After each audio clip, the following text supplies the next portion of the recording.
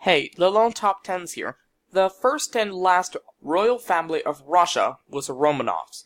Tsar Nicholas II had 4 daughters and 1 son. His daughters were Anastasia, Olga, Tatina, and Maria. His son was Alexei, I'm not sure how to say this last name, but Nikolaevich, I think. The absolute rulers of Russia took the throne from 1613 to 1917.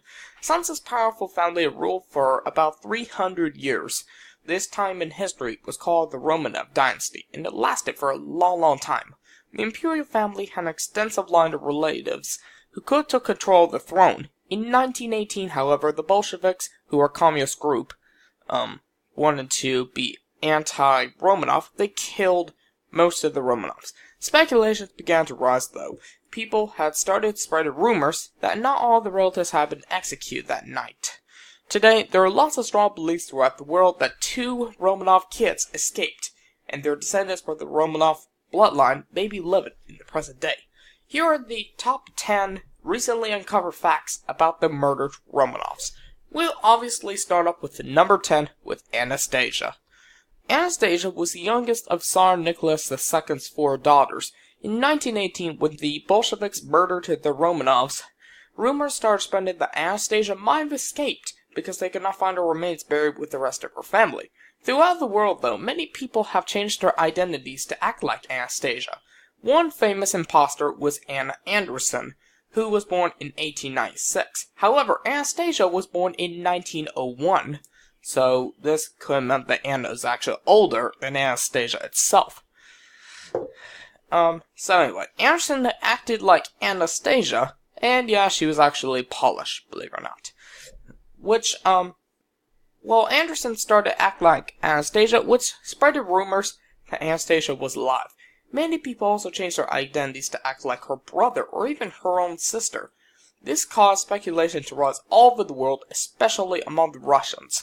Many people believe the siblings Anastasia, Maria, and Alexei, as well as the rest of Anastasia's family, were still alive. After many years, several people discovered gravesites. And in 1998, they've actually figured out that Anna Anderson was the fake Anastasia. Well, this was a couple of years after she died, in 1984. But just want to let you know, she got reburied in 1998. Number 9, DNA. All around the world, there have been lots of theories that the Bolsheviks buried 2 Romanov family members in a different area in Yekaterinburg, the place where the Romanovs got killed at.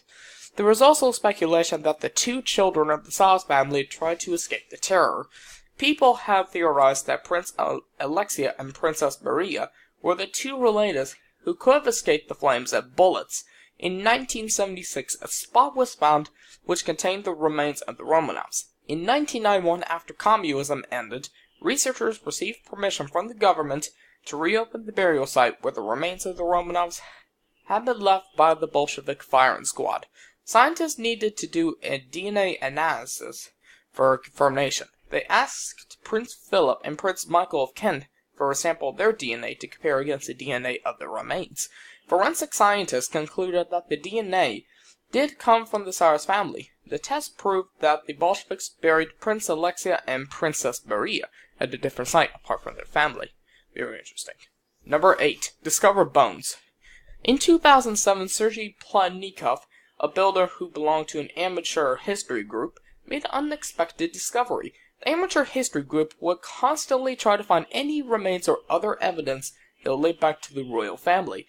When Sergei had free time, he would look for bones in the areas where members of the Romanov family had previously been found.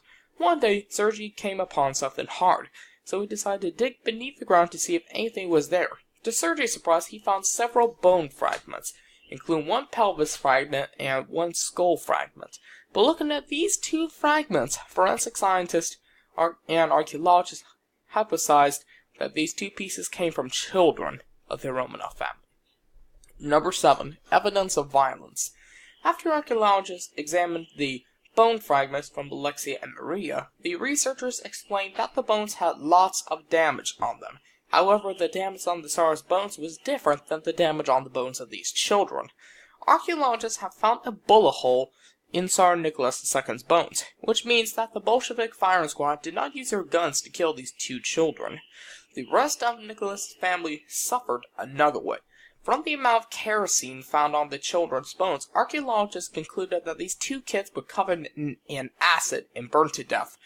Prince Alexei and Princess Maria were apart from the rest of the family, but they suffered the same amount of pain as their family members themselves.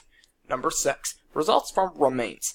Archaeologists found 9 skeletons, teeth, bullets of different calibers, fabric from a dress, and a wire from a lone box. Archaeologists concluded that the remains belonged to a boy and a woman. The ages vary from 10 years old to 23 years old. Anastasia was 17, by the way, so when she died. The possibility that the boy could have been Prince Alexei and that the woman could have been Princess Maria is very high. There have been theories that the government found the gravesite where the bones of the Romanovs were stored. People have passed down reports that the remains were originally found in 1979, and that's when the Soviet Union was still out. That meant that the government kept the info secret. Nobody even knew. Number 5. Lack of money. In 1990, during the communism, during the Soviet Union, it was, like I said, it was out until 1991, so. Another team of Soviet archaeologists decided to dig beneath the ground. The team that had hoped that they would find some that could lead to the remains of the Romanovs.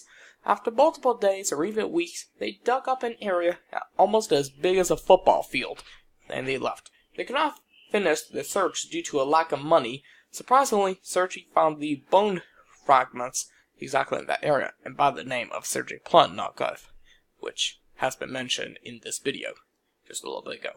Number 4. Doubt. The Russian Orthodox Church did not believe that the remains were from the Romanovs. The church asked for more examinations and more info, indicating that these remains did in fact came from the murdered royal family in Yekaterinburg. The descendants of the Romanov bloodline agreed. The descendants believed that there should have been extra examinations and caution taken when finding out if the bones really belonged to the dead Tsar and his children. There were many delays with the reburial because the Russian Orthodox Church constantly had doubts that the DNA was wrong, or that the remains did not belong to Nicholas II and his family. The church asked forensic scientists to conduct more tests. After the scientists finally convinced the church members that the remains were from the Romanovs, the Russian Orthodox Church scheduled a reburial, and that was 1998. Number 3. Living descendants.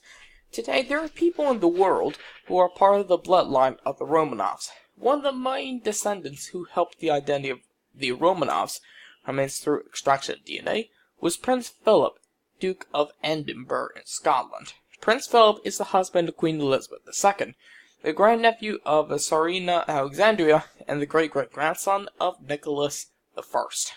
Another relative who helped identify the remains of the royal family was Prince Michael of Kent. His grandmother was the first cousin of Nicholas II. Prince Michael of Kent also contributed to identifying the remains of the family using his DNA. The other 8 relatives were Hugh Grosvenor, King of Constantine II of Greece, Grand Duchess Maria Vladimirov, Grand Duke George Mikhailovich, Olga Andreevna Romanov, Francis Alexander Matthew, Nikolata Romanov, and Prince Rostislav Romanov. I don't think I said any of those names correctly. Well, probably except for the Francis Alexander Matthew, but other those people. And I definitely said King Constantine II of Greece correctly, so anyway. Those 8 relatives did not give their DNA to identify the remains because Prince Philip and Prince Michael were the closest of all the relatives to have their DNA used as sample. Just want to let you know. Number 2. Bolsheviks attempted to get rid of the evidence. The Bolsheviks executed the family in Yekaterinburg. However, the Bolshevik firing squad needed to find a way to destroy the evidence that would show that they did in fact kill the Romanovs. There were 2 theories as to how the Bolsheviks killed the children. According to the first theory, the Bolsheviks shot Nicholas II and then put his 4 daughters in an abandoned mine. The Bolsheviks tried to blow up the mine but failed. Instead, they put acid on the children and burned them to death.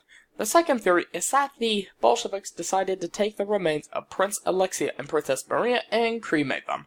After many testing examinations, researchers and forensic scientists concluded that the cremation process did not work properly.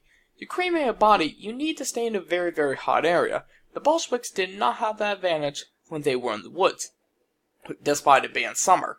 Despite their attempt to cremate the bodies, they were ultimately buried 2 bodies in one grave, and the rest of the bodies in another.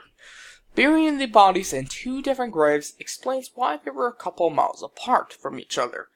It also proves that the theories about the supposed escape of Prince Alexei and Princess Maria or Anastasia were false. Number 1. Finally, we go into number 1 with the 3-day funeral.